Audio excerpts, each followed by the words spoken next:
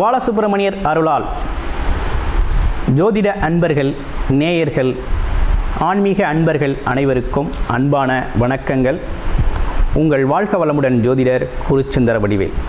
இந்த மாத பலன்கள் அப்படிங்கிற ஒரு விஷயத்தை நம்ம தொடர்ச்சியாக பார்க்குறோம். அது இல்லாமல் கிரக பெயர்ச்சி பலன்களும் நம்ம பார்த்துக்கிட்டு இருக்கோம். அந்த வகையில் பார்த்தோம்னா இந்த ஆடி மாதம் அப்படிங்கிற ஒரு விஷயத்தை நம்ம பார்க்க போகிறோம். இந்த ஆடி மாதம் அப்படிங்கிறது எப்படி இருக்குது, என்ன மாதிரி விஷயங்கள் கலந்ததாக இருக்குது அப்படின்னு பார்த்தோம்னா, ஆடி மாதம் அப்படிங்கிறது பார்த்திங்கன்னா உத்திரையான காலம் முடிஞ்சு தட்சிணையான காலத்தின் ஆரம்பம் அப்படின்னு சொல்கிறது. அந்த வகையில் பார்த்திங்கன்னா இறை வழிபாட்டு மாதம், அம்மன் அருளை பெறக்கூடிய ஒரு மாதம், அம்பாள் வழிபாடு அப்படிங்கிற ஒரு விஷயத்தை சிறப்பாக செய்யக்கூடிய ஒரு மாதமாகவும் இருக்குது. அது இல்லாமல் கிராமப்புறங்களில் பார்த்திங்கனாக்க கிராம தெய்வங்களின் வழிபாடுகள், அதாவது முனீஸ்வரர் வழிபாடு, காளி கோவில் வழிபாடு, அது மட்டும் இல்லாமல் பார்த்தீங்க அப்படின்னா கருப்பர் வழிபாடு, இந்த மாதிரி கிராம தெய்வங்களின், கிராம காவல் தெய்வங்களின் வழிபாடுகள்லாம் இந்த காலகட்டத்தில் ரொம்ப சிறப்பாகவே நடக்கக்கூடிய ஒரு அமைப்பு அப்படிங்கிறது இருக்குது. பொதுவாகவே பார்த்திங்கன்னா ஆடி மாதத்தில் திருமணம் அப்படிங்கிற ஒரு பேச்சை தவிர்ப்பாங்க. அந்த வகையில் பார்த்தோம்னா எது வரையும் அதை தவிர்த்துக்கிறது, எதுக்கு பிறகு அதை துணைக்கலாம் அப்படின்னா ஆடிப்பெருக்கு வரையும் தான் அந்த மாதிரி விஷயங்களை கொஞ்சம் தவிர்த்துக்கிறது அப்படிங்கிறது நல்லது. அதற்கு பிறகு ஆடிப்பெருக்கு முடிந்த பிறகு ஆட்டோமேட்டிக்காக உங்களோட திருமண சுபகாரிய பேச்சுக்கள், அதற்கான வேலைகளை நீங்கள் செய்ய ஆரம்பிக்கலாம், தொடங்கலாம். அதில் எந்த ஒரு விஷயமும் தொடங்கி நீங்கள் செய்ய ஆரம்பிக்கலாம். அடுத்து பார்த்தோம் அப்படின்னு கேட்டிங்கனாக்க ஆடி அமாவாசை அப்படிங்கிறது ரொம்ப சிறப்பு வாய்ந்ததாக இருக்குது. உங்களோட முன்னோர் வழிபாடு, அது மட்டும் இல்லாமல் பித்ரு சாபம் நீக்கிறது, அது மட்டும் இல்லாமல் குலதெய்வ வழிபாடுகள், முன்னோர்களோட ஆசீர்வாதத்தை முழுமையாக பெறக்கூடிய ஒரு அற்புதமான மாதமாக இந்த ஆடி மாதம் அப்படிங்கிறது அமைஞ்சிருக்கு.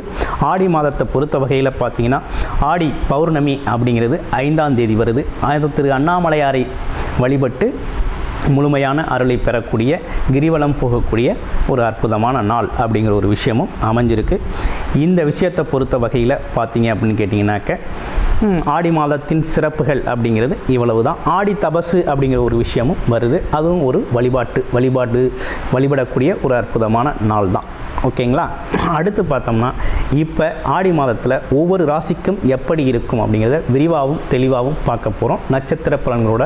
அதில் உங்கள் ராசிக்கு எப்படி இருக்குங்கிறத, கன்னிராசி நேயர்களுக்கு இந்த ஆடி மாதம் அப்படிங்கிறது எப்படி இருக்குது அப்படிங்கிறத பார்க்க போகிறோம். கன்னிராசியை பொறுத்தவரை இந்த ஆடி மாதம் அப்படிங்கிறது ரொம்ப சிறப்பான நற்பலன்களை நிறைய கொடுக்கக்கூடிய மாதமாக தான் இந்த மாதம் உங்களுக்கு அமைஞ்சிருக்கு. அந்த வகையில் பார்த்தோம் அப்படின்னா கன்னிராசி அப்படின்னு பார்த்தோம்னா எந்த ஒரு விஷயத்தையும் பார்த்திங்கன்னா திட்டமிட்டு செய்யக்கூடிய ஒரு ராசி தான் கன்னிராசி. நினைச்சதை சாதிக்கக்கூடிய ஒரு ராசி அப்படின்னு சொல்லணும். ஆனால் பார்த்திங்கன்னா கேது பகவான் ராசியிலே அமைந்து பல்வேறு விதமான குழப்பங்களையும் குடும்பம் சார்ந்த விஷயங்களில் ஒரு சிக்கல்களையும் ஏற்படுத்தி வச்சுருந்தார் கொஞ்சம் காலமாக. இப்போ தான் படிப்படியாக அதற்கான விஷயங்கள்லாம் குறைஞ்சி வருது. என்ன குறைஞ்சி வருது அப்படின்னா பிரச்சனைகள் குறைஞ்சி வருது, மனஸ்தாபங்கள் குறைஞ்சி வருது, குடும்ப அமைப்புகளில் இருந்த ஒற்றுமை அப்படிங்கிற ஒரு விஷயம்லாம் சீரழிஞ்சு போன ஒற்றுமையெல்லாம் இப்போ தான் சீர்படுத்தப்படுது, சரி செய்யப்படுது அப்படிங்கிற விஷயம்லாம் வருது. ஆமாம், குருவின் பார்வையால் வரக்கூடிய ஒரு அமைப்பு அப்படிங்கிறது இருக்குது. ஆனால் உங்களுடைய ராசிநாதன் எப்படி இருக்கார் அப்படிங்கிறத பார்க்கலாம். ராசிநாதனை பொறுத்த வகையில் இந்த காலகட்டத்தில் 12ஆம் இடத்துல அமர்ந்துட்டார். ராசிநாதன் 12ஆம் இடத்தில் இருக்கிறார். ஆரம்ப காலகட்டத்தில் 11 இருந்தாலும் பிறகு 12ஆம் இடத்தில் இருக்கிறார். அப்போ 12ஆம் இடத்துல இருக்கிறவர் மறைந்து இருக்கிற புதனால் பார்த்தீங்கன்னாக்க நிறைந்த கல்வி அப்படிங்கிற ஒரு விஷயமும் நிறைய கிடைக்குது. குழந்தைகளை பொறுத்தவரையில் வெளிநாடு, வெளியூர் பயணங்கள் போகிறது, வெளிநாட்டில் படிக்க போகிறது, வெளிநாட்டுக்கு படிக்க போகிறதுக்காக கடன் கிடைக்கிறது அப்படிங்கிறது குழந்தைகளுக்கு ஏற்படக்கூடிய ஒரு விஷயம், நல்ல விஷயங்களாகவே இருக்குது. அடுத்து பெரியவங்களுக்கு எப்படி இருக்குது அப்படிங்கிறத பார்க்குறோம். கொஞ்சம் வயது வருமானம் சார்ந்த விஷயத்தில் இருக்கவங்களுக்கெல்லாம் இந்த காலகட்டத்தில் பார்த்தீங்கன்னாக்க கொஞ்சம் பேப்பர் டாக்குமெண்டேஷன் விஷயங்கள், கமிஷன் தொழில்கள், மறைமுக வருமானம் சார்ந்த விஷயங்கள்லாம் நடக்கக்கூடிய ஒரு நல்ல அமைப்பு தான் இருக்குது. அதுலேயும் பார்த்தீங்கன்னா ஷேர் மார்க்கெட்டில் இருக்கிறவங்களுக்கெல்லாம் இந்த காலகட்டத்தில் ஒரு நல்ல வருமான வாய்ப்பு, எந்த இடத்துல தொட்டால் எவ்வளவு ப்ராஃபிட் கிடைக்கும் அப்படிங்கிற ஒரு விஷயமெல்லாம் அவங்களுக்கு தெரிய வரும். ஆமாம், அதே நேரத்தில் பார்த்திங்கன்னா மறைகளை ஞானம் அப்படிங்கிற ஒரு விஷயம்லாம் இந்த காலகட்டத்தில் அவங்களுக்கு நல்லாயிருக்கும். ஓகேங்களா? நிறைய விஷயங்கள் சாதகமாக அமையக்கூடிய அமைப்பு அப்படிங்கிறது இருக்குது. அதே நேரத்தில் பார்த்தீங்கன்னாக்க ஆடி மாதம் 21ஆம் தேதி புதன் பகவான் வக்ரகதி அடைகிறார். அந்த 21ஆம் தேதிக்கு அப்புறம் கொஞ்சம் கவனம் எடுத்துக்கணும். தேவையில்லாத மறதி ஏற்படும். டாக்குமெண்டேஷன், பேப்பர் ஒர்க்கு, மற்றவங்களுக்கு ஜாமீன் போடுறது, இப்படிப்பட்ட விஷயங்கள்லாம் கொஞ்சம் கவனம் எடுத்துக்கக்கூடிய காலகட்டமாக இந்த காலகட்டம் உங்களுக்கு அமைஞ்சிருக்கு. ஓகே, அடுத்து வேறு என்ன விஷயங்கள் இருக்குது அப்படிங்கிறத பார்க்கலாம். அடுத்து பார்த்தோம்னா குடும்ப உறவுகள் எப்படி இருக்குது அப்படிங்கிறத பார்க்க போகிறோம்.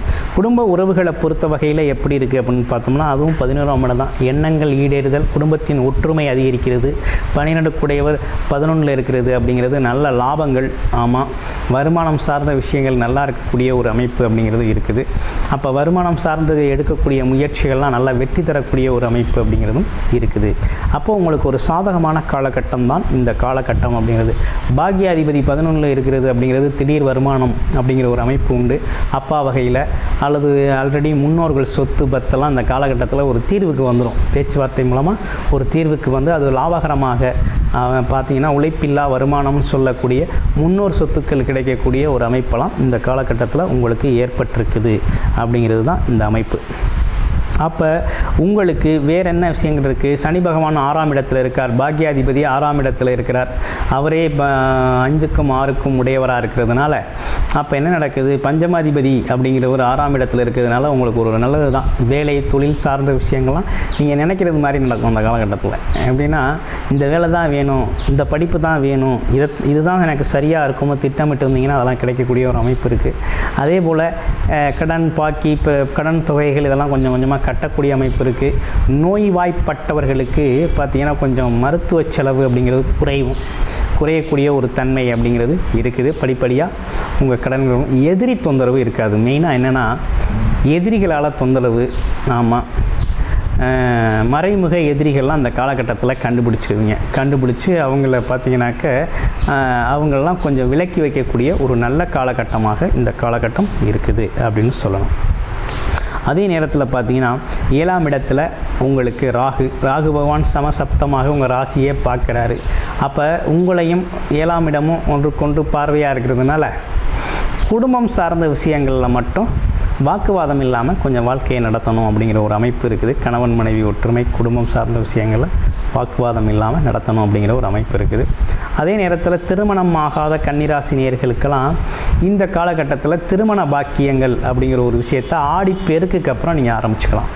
ஆடிப்பெருக்கு முடிஞ்சதுக்கப்புறம் என்ன பண்ணலான்னா ஜாதகம் பார்க்குறது, பொண்ணு பார்க்குறது, பையன் பார்க்குறது அப்படிங்கிற விஷயத்தெல்லாம் அந்த காலகட்டத்தில் நீங்கள் ஆரம்பிச்சுக்கலாம்.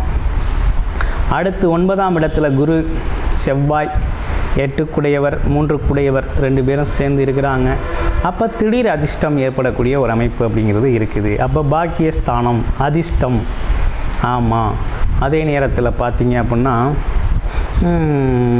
உங்களுக்கு இயல்பாகவே கிடைக்கக்கூடிய பாக்கியம் அப்படின்னு சொல்லணும். இது என்னென்னா குலதெய்வ வழிபாட்டு மூலமாக கிடைக்கிது, முன்னோர்கள் மூலமாக கிடைக்கக்கூடிய ஒரு அமைப்பு. இந்த விஷயங்கள்லாம் பார்த்திங்கன்னா உங்களுக்கு நடக்கும். அப்போ தெய்வ காரியங்களில் ஈடுபடுறது மூலமாக உங்களுக்கு லாபம் உண்டு. அப்போ தெய்வ காரியங்கள் ஈடுபடுறது மூலமாக லாபம் உண்டு. இந்த ஆடி அமாவாசையை பயன்படுத்தி முன்னோர்கள் ஆசீர்வாதத்தை முழுமையாக பெறுங்க. உங்களுக்கான பாக்கியம் அப்படிங்கிறது, முன்னோர்கள் சொத்து அப்படிங்கிறதெல்லாம் ஈஸியாக கிடச்சிடும். ஒருவேளை நிலுவையில் இருந்தால் கிடச்சிரும்.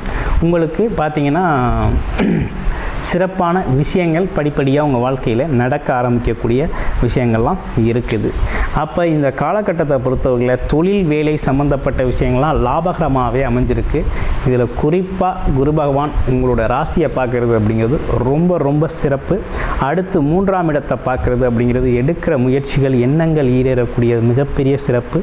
அடுத்து 5ஆம் இடத்தை பார்க்குறது அப்படிங்கிறது குழந்தைகள், பூர்வீக சொத்து பத்துக்கள் சார்ந்த விஷயங்கள் எல்லாத்துலேயுமே ஒரு பெரிய முன்னேற்றம் அப்படிங்கிறது உங்களுக்கு ஏற்படும். அப்போ எடுத்த காரியங்கள் நிறைவேறும். என்ன ஓட்டத்திற்கு ஏற்றார் போல் உங்கள் வாழ்க்கை அப்படிங்கிறது திட்டமிட்டு அமையக்கூடிய ஒரு நல்ல பயணமாக இந்த பயணம் இந்த ஆடி மாதத்தில் இருக்குது. ஆடி மாதத்தை பொறுத்தவகையில் உங்களை பொறுத்தவகையில் குலதெய்வ வழிபாடு பண்ணிக்கிறதும், அதே நேரத்தில் குழந்தைகளோட தேவைகளை நிறைவேற்றுறதுக்கான முயற்சி எடுக்கிறதும், அதற்கான சேமிப்பை உருவாக்குறதும் ரொம்ப உத்தமமாக இருக்கும் அப்படிங்கிறதுல எந்த சந்தேகமும் இல்லை. அப்போ கன்னிராசியை பொறுத்தவரையில் ஆடி மாதங்கிறது ரொம்ப சிறப்பான மாதம்தான். சிறப்பான பலன்கள் தான் உங்களுக்கு அமைஞ்சிருக்குது. அதே நேரத்தில் உங்களுடைய ஜாதகத்தில் என்ன தசாபுத்தி நடக்குது, என்ன செய்யலாம், என்ன செய்யக்கூடாது, எது சார்ந்த முயற்சிகள் வெற்றி பெறும் அப்படிங்கிறதெல்லாம் தசாபுத்தி அடிப்படையில் பார்த்துட்டு நம்மளுடைய கோச்சார பலன்களை பாருங்கள். கரெக்டாக என்ன செய்யலாம், என்ன செய்யக்கூடாது, எது சார்ந்த முயற்சிகள் வெற்றி அடையும் அப்படிங்கிறத நீங்களே தீர்மானித்து அதன் அடிப்படையில் பயணம் மேற்கொள்ளலாம். அந்த வகையில் ரொம்ப சிறப்பான விஷயங்களை ரொம்ப ஆய்வு பண்ணி தான் உங்களுக்கு கொடுத்துருக்கோம். நன்றி, வணக்கம்.